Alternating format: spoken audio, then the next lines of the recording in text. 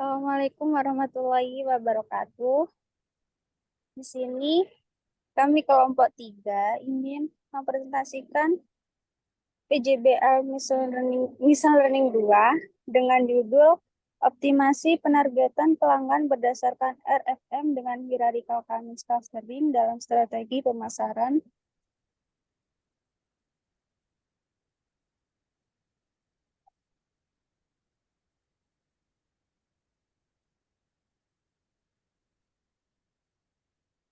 Yang pertama, Introduction to Hierarchical Commerce Clustering. Hierarchical Commerce Clustering merupakan metode klasterisasi yang menggabungkan metode Kamis dengan metode hierarki. Adapun tujuan metode ini untuk mengelompokkan data ke dalam klaster-klaster yang memiliki karakteristik yang sama dan menemukan struktur hierarki dari data, baik struktur hierarki yang diketahui maupun yang tidak diketahui. Next.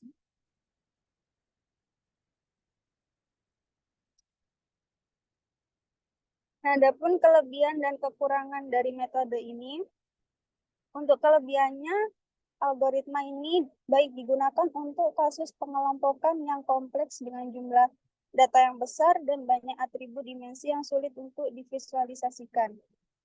Yang kedua, metode ini dapat lebih mudah diimplementasikan pada dataset yang besar karena hanya memerlukan satu kali pembangunan model. Yang ketiga, metode ini tidak perlu menentukan jumlah klaster sebelumnya. Adapun kekurangannya, metode ini memerlukan waktu komputasi yang lebih lama dibandingkan dengan metode klaster yang sederhana. Kemudian, metode ini membutuhkan waktu komputasi yang lebih lama. Kompleksitas waktu algoritma dapat membuatnya kurang efisien pada skala besar. Yang ketiga, metode ini rentan terhadap gangguan dari data noise dan outliers. Yang terakhir, metode ini membangun struktur hierarki secara bertahap ketika klaster terbentuk pada suatu tingkat perubahan atau penambahan klaster dapat menjadi sulit.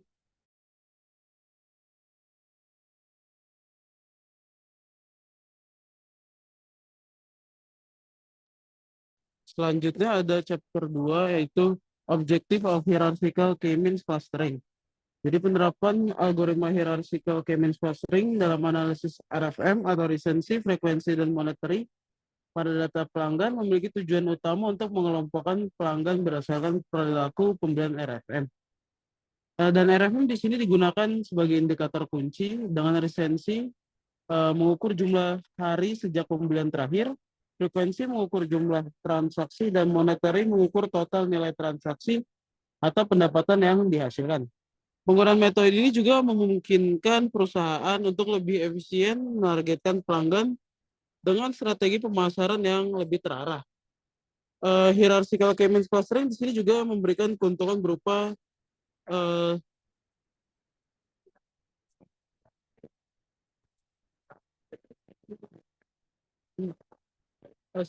memberikan banyak keuntungan dan kelebihan seperti yang telah dijelaskan di chapter sebelumnya. Tuning hyperparameter dalam hierarchical K-means clustering juga menjadi kunci untuk mendapatkan hasil yang optimal. Dan proses ini bertujuan untuk menghindari overfitting atau underfitting, sehingga model dapat beradaptasi dengan baik terhadap variasi dan kompleksitas data. Penerapan algoritma hierarchical K-means clustering dapat digunakan dalam berbagai kasus, termasuk yang pertama ada data linear dan non-linear. Jadi penerapan pada data linear ini, scroll ke atas sedikit, Adit. Hierarchical K-means clustering dapat digunakan untuk mengelompokkan data linear dengan mempertimbangkan struktur hierarki yang mungkin ada di dalamnya. Selanjutnya ada penerapan data pada data non-linear. Untuk data non-linear ini, algoritma memberikan fleksibilitas untuk mengatasi struktur hierarki atau kompleksitas yang mungkin sulit diakomodasikan oleh metode clustering linear. Yang kedua ada binary class dan multi-class. Binary class ini hierarchical K-means clustering dapat digunakan untuk mengelompokkan data menjadi dua kelompok. Misalnya dalam kasus segmentasi pelanggan menjadi pelanggan yang berpotensi berpembelian dan tidak berpotensi. Selanjutnya ada multi-class. Dalam konteks multi-class, hierarchical chemical clustering dapat memberikan hierarki cluster yang mencerminkan pola dan hubungan antar kelas untuk analisis yang lebih mendalam. Yang ketiga ada balance dan imbalance class. Balance class, algoritma ini dapat diterapkan pada data dengan proporsi kelas yang seimbang, membentuk kelompok yang mewakili karakteristik keseluruhan dari seluruh dataset. Selanjutnya ada imbalance class. Pada imbalance class, hierarchical chemical clustering juga dapat digunakan pada data dengan ketidakseimbangan kelas. Meskipun algoritma khusus untuk penanganan ketidakseimbangan kelas mungkin lebih disarankan dalam beberapa kasus. Tujuan lainnya itu dapat digunakan untuk banyak banyak hal seperti ada segmentasi pelanggan, analisis genomika, pengelompokan produk, dan juga deteksi anomali. Penting untuk mempertimbangkan karakteristik pada data, tujuan analisis, dan kebutuhan khusus setiap kasus sebelum memilih algoritma clustering tertentu. Hierarchical chemical clustering dapat memberikan wawasan yang berharga, terutama ketika struktur hierarki dan hubungan antar cluster menjadi perhatian utamanya.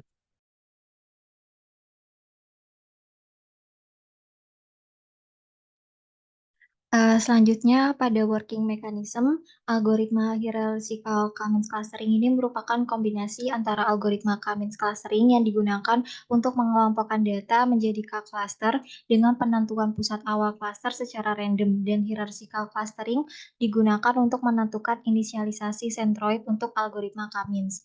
Algoritma hierarchical Cummins clustering akan bekerja dengan mengorganisir data ke dalam struktur pohon atau dendrogram, dengan setiap simpul dalam pohon akan merepresentasikan suatu kelompok atau klaster. Dalam algoritma ini digunakan untuk menentukan pusat klaster yang diperoleh untuk proses pengelompokan data dengan menggunakan metode Cummins. Hal ini jika terdapat jumlah data sebanyak N, maka K dianggap sebagai jumlah klaster sehingga besarnya N sama dengan K. Kemudian dihitung jarak antar klasternya dengan menggunakan Euclidean distance berdasarkan jarak rata-rata antar objek untuk mempartisi pelanggan berdasarkan nilai RFM. Dalam algoritma ini, dari hasil perhitungan tersebut akan dipilih jarak yang paling minimal dan digabungkan sehingga besarnya N sama dengan N dikurangi 1. Hal ini akan terus dilakukan dan akan berhenti jika memenuhi kondisi jumlah K sama dengan 1 yang selanjutnya akan dilanjutkan dengan metode Cummins. Untuk menentukan pusat klaster tersebut pada metode hierarchical clustering dan Cummins clustering ditentukan dengan mencari rata-rata dari data yang berada pada sebuah klaster hasil dari hierarchical Cummins. Pada tahapan ini, pusat klaster metode Cummins langsung dapat ditentukan. Selanjutnya akan dihitung jarak anggota klaster ke setiap sentroidnya. Setelah diperoleh hasilnya, maka anggota klaster dimasukkan ke dalam klaster yang memiliki jarak yang paling dekat dengan sentroidnya. Iterasi pada Cummins akan berhenti ketika semua data yang berada pada sebuah klaster tertentu tidak berpindah ke klaster lainnya. Dengan menggunakan algoritma hierarchical Cummins, diharapkan dapat menghasilkan inisialisasi sentroid yang lebih baik daripada penggunaan metode inisialisasi sentroid secara acak. Hal ini dikarenakan inisialisasi sentroid pada algoritma hierarchical Cummins clustering didasarkan pada hasil pengelompokan data menggunakan algoritma hierarchical clustering. Ya, untuk mathematical calculation-nya, untuk perhitungan yang pertama, perhitungan RFM. Ya, RFM ini ada resensi, frekuensi, dan monetary. Nah, untuk resensi sendiri itu didapat dari tanggal analisis dikurang tanggal transaksi terakhir. Lalu untuk frekuensi itu adalah jumlah transaksi dalam periode tertentu. Lalu yang M-nya monetary, yaitu total nilai transaksi atau pembelian. Lalu yang kedua adalah perhitungan Cummins. Tahapan dari Cummins tadi itu adalah menentukan jumlah klaster. Di sini mengelompokkan menjadi 3 klaster yang akan mempermudah user dalam mendefinisikan pola transaksi penjualan. Lalu menentukan nilai centroid awal dengan mengambil secara acak objek data. Yang ketiga menghitung jarak antara titik centroid dengan tiap titik objek. Lalu kedekatan 2 objek ditentukan berdasarkan jarak kedua objek tersebut. Dalam tahap ini perlu dihitung jarak tiap data tiap pusat klaster. Jarak terdekat antara satu dengan satu klaster tertentu akan menentukan suatu data. Ini berikut untuk rumusnya, di mana X1 adalah objek data, X2-nya centroid P itu dimensi data, D jarak. Lalu yang ketiga, perhitungan dari silhouette analis. Jadi silhouette score itu adalah jarak rata-rata ke titik dalam klaster terdekat yang titik datanya bukan bagiannya, di mana P adalah jarak rata-rata intra-cluster ke semua titik dalam klasternya sendiri. Q nilai rentang skor siluetnya terletak antara -1 hingga 1. Skor yang mendekati 1 menunjukkan bahwa titik data tersebut sangat mirip dengan titik data lain dalam klaster. Lalu yang keempat ada perhitungan hierarchical K-means clustering sendiri. Yang pertama ada single linkage. Dalam pengelompokan single linkage ini, jarak antara dua klaster didefinisikan sebagai jarak terpendek antara dua titik di setiap klaster. Ini contohnya. Lalu ada complete linkage, itu di mana jarak antara dua klaster didefinisikan sebagai jarak terpanjang antara dua titik di setiap klasternya. Ini untuk perhitungannya. Untuk average linkage itu jarak antara dua klaster didefinisikan sebagai jarak rata-rata antar setiap titik dalam satu klaster ke setiap titik di klaster lainnya. Nah, ini untuk contohnya.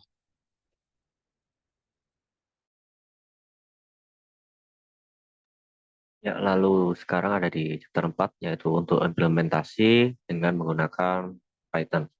Di sini kita mempunyai 8 atribut, yaitu ada invoice number, yaitu nomor faktur, lalu selanjutnya ada stock kode, yaitu kode barang, yang dimana gunakan untuk sebagai identifikasi setiap produk, lalu ada deskripsi produk, ada quantity atau kuantitas produk yang dibeli dalam satu transaksi, ada invoice date, yaitu waktu transaksi, ada unit price, yaitu harga per unit barang, customer ID, dan juga yang terakhir ada country. Ya, pada langkah-langkah yang pertama di sini kita mengimpor library-library yang diperlukan untuk memvisualisasikan dan untuk menggunakan sebagai clustering. Di sini kita merating datanya dengan mengupload di Google Colab. Dan dapat kita lihat di sini datanya memiliki 541.909 baris dan 8 kolom. Ya, lalu di sini kita melihat info-info dari tabelnya sendiri. Lalu selanjutnya kita masuk ke step 2, yaitu data cleaning. Di sini data frame menunjukkan presentasi kontribusi missing values untuk setiap kolom dalam data frame retail. Terdapat 0,27% nilai yang hilang dalam kolom description. Ini berarti sekitar 0,27% dari total entry pada kolom description tidak memiliki nilai atau bersifat missing. Dan juga terdapat 24,93% nilai yang hilang dalam kolom description. Lalu selanjutnya kita melakukan dropping rows, yaitu dengan melakukan penghapusan baris yang mengandung nilai yang hilang, sehingga kita mendapatkan data frame yang baru. Sehingga didapatkan lagi data yang baru, yaitu dengan 466.000 baris. Yaitu selanjutnya pada step terakhir ini kita mengubah data kolom customer ID dan data frame detail menjadi berdata string atau STR. Lalu selanjutnya pada step 3, yaitu data preparation, kami akan menganalisis pelanggan berdasarkan 3 faktor berikut, yaitu RFM, yaitu resensi, yaitu jumlah hari sejak pembelian terakhir, lalu ada frekuensi sebagai jumlah transaksi, dan yang terakhir monetary, yaitu total jumlah transaksi pendapatan yang dihasilkan. Di sini kita menggunakan new attribute monetary, dan di mana membuat atribut baru yang merupakan hasil perkalian antara kolom quantity dan unit price. Selanjutnya dilakukan pengelompokan berdasarkan customer ID dan dilakukan penjumlahan untuk mendapatkan total nilai monetary untuk setiap pelanggan, hingga terdapat atribut baru umum yang merepresentasikan nilai monetary untuk setiap pelanggan. Lalu selanjutnya kita menambahkan atribut baru, yaitu frekuensi, yang dimana atribut ini mengukur frekuensi pembelian oleh setiap pelanggan, yaitu jumlah faktur atau transaksi yang dilakukan oleh masing-masing pelanggan, sehingga dapat merepresentasikan frekuensi pembelian oleh setiap pelanggan. Lalu selanjutnya kita menggabungkan dua data frame, yaitu RFMM, yaitu data frame yang berisi total nilai monetary untuk setiap pelanggan, dan RFMF, yaitu yang data frame tadi frekuensi berdasarkan kolom customer ID. Hasilnya adalah data frame baru yang disebut RFM yang berisi informasi total nilai monetary dan frekuensi pembelian untuk setiap pelanggan, dapat digunakan untuk melakukan analisis RFM lebih lanjut. Selanjutnya di sini kita mengubah tipe data kolom invoice date dalam data frame retail ke tipe data date time. Selain itu, asumsinya adalah bahwa format tanggal pada kolom invoice date adalah month, day, year, hour, minute. Dengan melakukan konversi ini, kolom invoice date sekarang memiliki tipe data date time. Lalu selanjutnya di sini kita menghitung tanggal maksimum dari kolom invoice date dalam data frame retail. Dengan melakukan ini, kita dapat mengetahui tanggal dari transaksi terakhir yang tercatat dalam data. Selain ini juga digunakan untuk melakukan analisis RFM, di mana resensi sering diukur sebagai selisih antara tanggal maksimum dan tanggal transaksi terakhir pelanggan. Ini kita menghitung selisih waktu antara tanggal maksimum dan tanggal transaksi dalam data frame retail. Setelah eksekusi kode tersebut, data frame retail akan memiliki kolom baru, yaitu div, yang merepresentasikan selisih waktu antara tanggal maksimum dan tanggal transaksi untuk setiap entry, yang nanti digunakan sebagai atribut resensi dalam analisis RFM untuk memahami berapa baru pelanggan terakhir melakukan transaksi. Ini kita menghitung resensi pelanggan dengan mencari tanggal transaksi untuk setiap pelanggan dalam data frame retail. Setelah eksekusi tersebut, data frame RFMP akan berisi informasi resensi untuk setiap pelanggan, dihitung sebagai selisih waktu antara tanggal transaksi terakhir dan tanggal maksimum dalam data. Selanjutnya kita mengekstrak hanya jumlah hari dari kolom div dalam data frame RFMP. Ini bertujuan untuk mendapatkan nilai numerik yang mewakili resensi dalam bentuk jumlah hari. Setelah eksekusi kode tersebut, kolom div dalam data frame RFMP akan berisi hanya jumlah hari, sehingga dapat digunakan sebagai atribut resensi dalam analisis RFM. Di sini kita juga menggabungkan data frame RFM yang berisi informasi total nilai monetary dan frekuensi pembelian dengan data frame RFMP berdasarkan kolom customer ID. Selanjutnya dilakukan penggantian nama kolom untuk memperjelas data frame hasil. Hasilnya adalah data frame RFM yang merupakan hasil akhir dari analisis RFM yang dapat digunakan untuk pemahaman lebih lanjut tentang perilaku pembelian pelanggan. Di sini ada dua jenis outlier, dan kita akan mengatasi outlier karena dapat mempengaruhi skew pada data set tipe, yaitu statistik dan spesifik domain.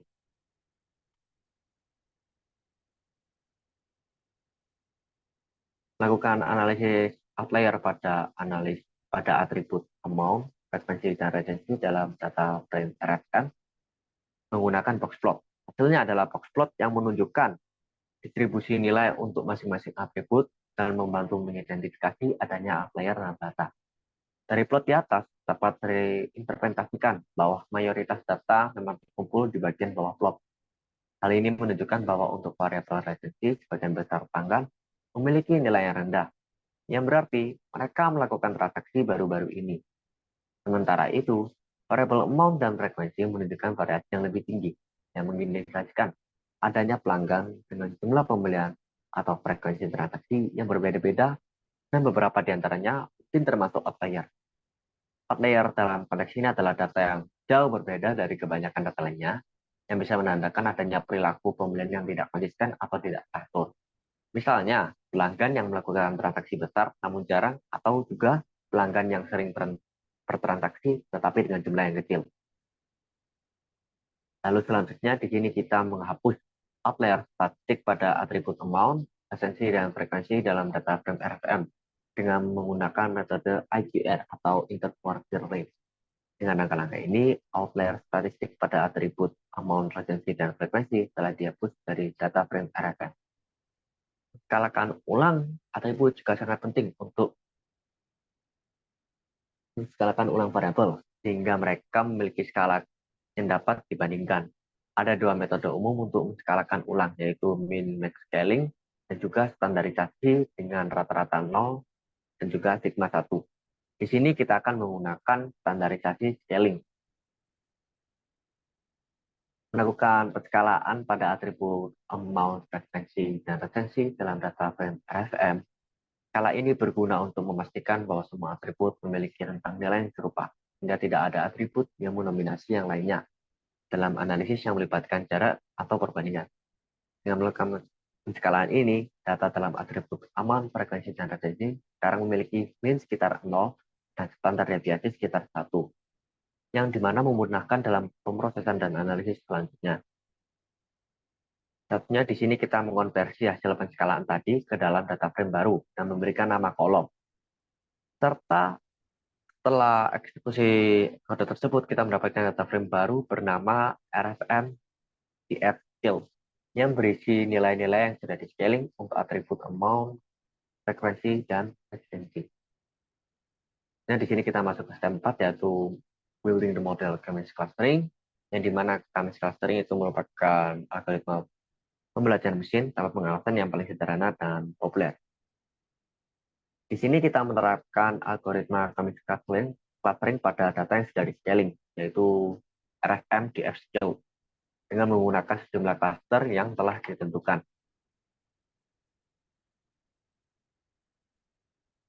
Selanjutnya, kita mencari jumlah cluster optimal. Kurva siku untuk mendapatkan jumlah cluster yang tepat. Langkah-langkah dasar untuk setiap algoritma tanpa pengawasan adalah menentukan jumlah optimal cluster di mana data dapat dikelompokkan. Dan juga di sini metode siku atau elbow method merupakan salah satu metode paling populer untuk menentukan nilai K atau jumlah cluster yang optimal ini.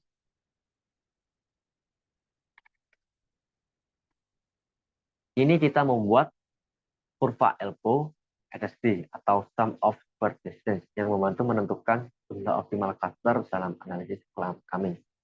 Kita dapat melihat visualisasi kurva elbow dan mencari titik di mana penurunan SSD mulai melambat, yang di mana dapat dianggap sebagai jumlah cluster optimal untuk analisis kami.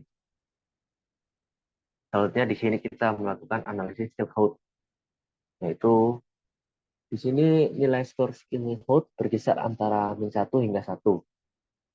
Skor yang mendekati 1 menunjukkan bahwa data poin tersebut sangat mirip dengan data poin dalam cluster. Sementara, skor yang mendekati min 1 menunjukkan bahwa data poin tersebut tidak mirip dengan data poin dalam cluster tersebut.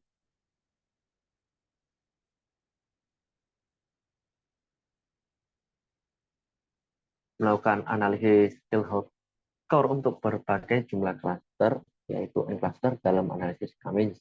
Kita dapat mengevaluasi kualitas clustering untuk berbagai jumlah cluster dan memilih jumlah cluster yang memberikan nilai Silhouette score tertinggi, menunjukkan clustering yang lebih baik.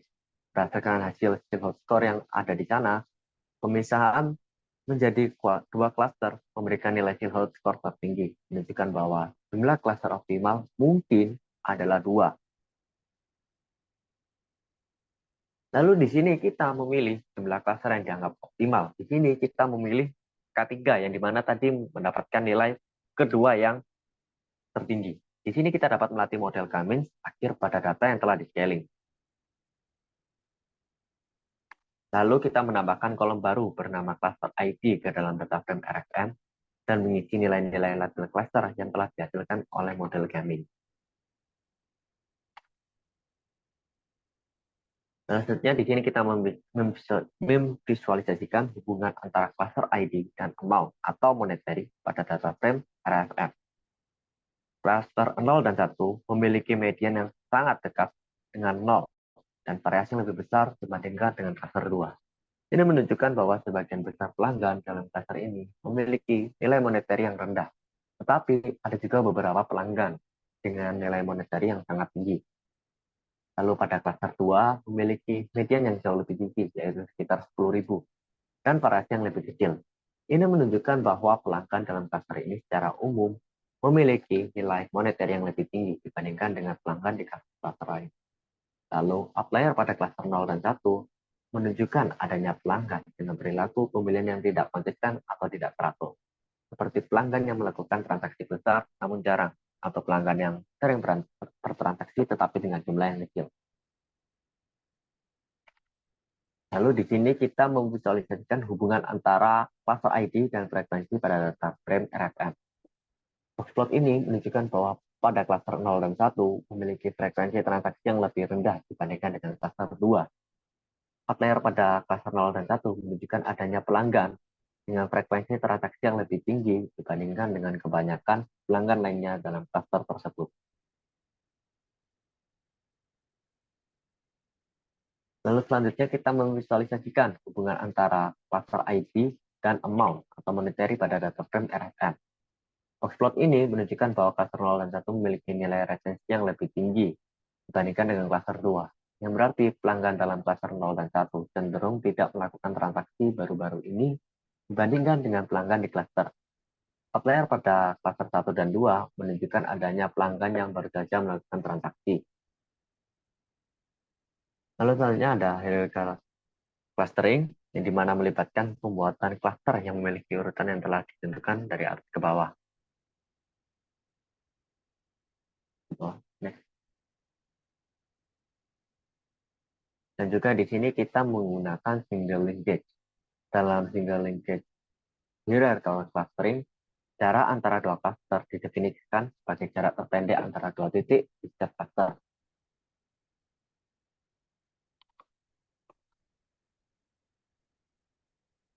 Di sini kita membuat dendrogram menggunakan metode penggabungan linkage tunggal pada data yang telah di-scaling tadi. Dendrogram digunakan untuk memvisualisasikan hubungan hierarki antara cluster-cluster yang dihasilkan. Dendrogram ini membantu dalam memahami bagaimana cluster-cluster pada berbagai tingkat hierarki terbentuk dan dihubungkan satu sama lain. Lalu selanjutnya kita di sini juga menggunakan complex linkage hierarchical clustering.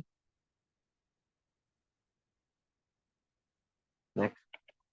Di sini merupakan dendrogramnya yang kita buat dari data yang telah di-scaling. Dalamnya ada average linkage, hierarchical clustering, dan ini merupakan dendrogram hasilnya. Lalu selanjutnya kita memotong dendrogram berdasarkan K. Kita menggunakan fungsi cut-tree dari SciPy untuk memotong dendrogram menjadi 3 cluster. Dengan memotong dendrogram, dengan menambahkan label cluster ke dalam data frame, kita dapat melihat bagaimana setiap pelanggan atau sampel telah terbagi ke dalam cluster tertentu.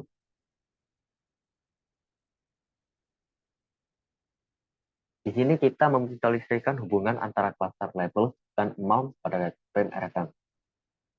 Pada cluster 0, yaitu biru, median dari amount berada dekat dengan 0, dengan banyak outlier memanjang di atas dan di bawah rentang interquartile. Ini menunjukkan bahwa sebagian besar pelanggan dalam cluster ini memiliki nilai amount yang sangat rendah, tapi ada beberapa pelanggan dengan nilai amount yang sangat tinggi atau sangat rendah. Lalu pada cluster 1, yaitu oranye, median dari amount berada di sekitar 1.500, yang lebih tinggi dibandingkan dengan cluster 0. Cluster ini juga menunjukkan beberapa outlier di atas whisker di atas menunjukkan adanya pelanggan dengan nilai amount yang sangat tinggi. Lalu selanjutnya ada cluster 2 hijau, di mana median dari amount berada di sekitar nilai yang lebih tinggi dari cluster 1, tetapi kurang dari nilai maksimum tinggi. Cluster ini tidak menunjukkan adanya outlier yang terlihat. Lalu selanjutnya di sini kita membuat cluster untuk memvisualisasikan hubungan antara cluster levels dan frekuensi pada data frame RFM.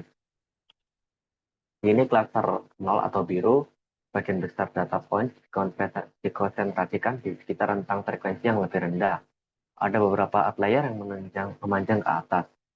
Lalu pada cluster 1 atau orange menunjukkan median frekuensi yang lebih tinggi dibandingkan dengan cluster 0. Di sini juga menunjukkan beberapa outlier di atas dan di bawah kota utama. Lalu pada cluster 2 hijau, median frekuensinya berada di antara cluster 0 dan 1. Tidak menunjukkan adanya outlier yang terlihat.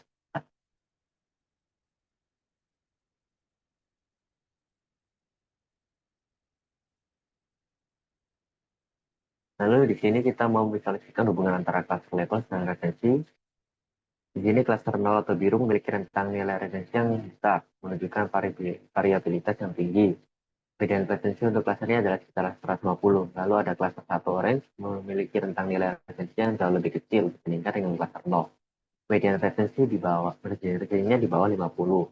Lalu ada klaster hijau memiliki rentang lebih kecil dari klaster 1 dan median retensinya juga di bawah 50. Lalu untuk panel analisisnya, ini referensi Cummins clustering dengan 3 cluster ID. Pelanggan dengan cluster ID 1 adalah pelanggan dengan jumlah transaksi tinggi dibandingkan dengan pelanggan lainnya. Lalu pelanggan dengan cluster ID 1 juga adalah pembeli yang sering. Lalu pelanggan dengan cluster ID 2 bukan pembeli baru. Dan oleh karena itu kurang penting dari sudut pandang bisnis. Lalu untuk hierarchical clustering dengan 3 level cluster, pelanggan dengan label cluster 2 adalah pelanggan dengan jumlah transaksi tinggi dibandingkan dengan pelanggan lainnya. Lalu pelanggan dengan label cluster 2 adalah pembeli yang sering. Dan yang terakhir, pelanggan dengan label cluster 0 bukan pembeli baru. Dan oleh karena itu kurang penting dari sudut pandang bisnis. Selanjutnya yaitu adalah kesimpulan. Dalam proyek ini, kami menerapkan metode hierarchical Cummins clustering untuk optimalisasi target pelanggan berdasarkan RFM dalam strategi pemasaran. Analisis menunjukkan 2 perhitungan clustering dengan inferensi, Cummins clustering dengan 3 cluster ID dan hierarchical clustering dengan 3 label cluster. Meskipun hasil serupa, perbedaan terdapat pada perhitungan cluster. Dari analisis clustering menggunakan Cummins dan hierarchical, temuan kunci terkait perilaku pelanggan adalah sebagai berikut. Cummins menunjukkan cluster 1 orange sebagai pelanggan dengan nilai amount tinggi dan frekuensi pembelian sering, sementara cluster 0 biru memiliki nilai amount dan frekuensi rendah, dan cluster 2 yaitu hijau berada di tengah-tengah. Namun, hierarchical clustering menunjukkan label cluster 2 dengan aktivitas berbelanja tinggi, sementara label cluster 0 dan 1 mewakili aktivitas rendah. Secara umum, pelanggan dalam klaster atau label klaster 1 dan 2 menjadi target pemasaran yang menarik karena sering berbelanja dan memiliki nilai transaksi tinggi. Klaster label klaster 0 menjadi fokus untuk meningkatkan aktivitas berbelanja. Analisis ini memberikan wawasan berharga untuk mengambil keputusan bisnis, membantu perusahaan merancang strategi pemasaran fokus dan efektif. Klaster 1 Cummins dan label klaster 1 hierarchical menunjukkan peluang untuk kampanye pemasaran khusus guna meningkatkan keterlibatan pelanggan baru-baru ini. Cukup sekian dari kelompok kami, kurang lebihnya mohon maaf. Wassalamualaikum warahmatullahi wabarakatuh.